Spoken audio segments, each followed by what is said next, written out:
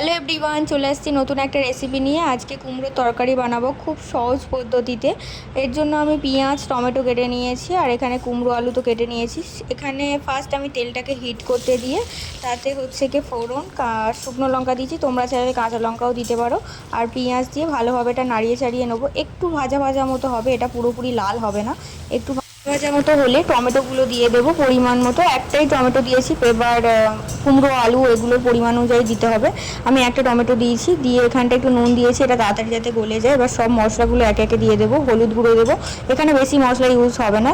আর জিরে গুঁড়ো দেবো একটু, একটু ধনে গুঁড়ো। আর লঙ্কার গুঁড়োটা অপশনাল, দিতেও পারো না দিতে পারো, কারণ যেহেতু আগে লঙ্কা দেওয়া হচ্ছে। এবার সব কিছু দেওয়ার পরে এটা ভালোভাবে একটু কষিয়ে নেবো, যতক্ষণ না এটা তেল ছাড়বে ভালোভাবে এটা কষিয়ে নেবো এবার ওপর করে।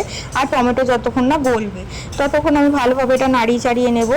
আর এরপর কুমড়ো আর আলুটাকে দিয়ে দেবো, দিয়ে ভালোভাবে কুমড়ো আলুটার সাথে ভালোভাবে নাড়াবো চাড়াবো, যাতে কুমড়ো আলুর ভিতরে এই মশলাটা ঢুকে যায়।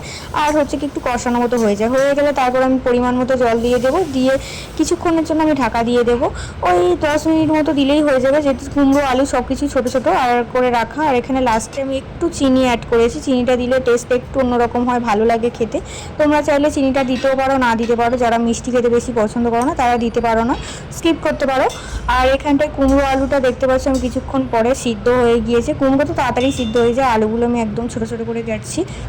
এরপর এটা তৈরি হয়ে যায় কুমড়ো আলুর তরকারি। খেতে অসাধারণ লাগে, তোমরাও ট্রাই করো অবশ্যই। ভালো লাগলে লাইক কমেন্ট শেয়ার করে দিও।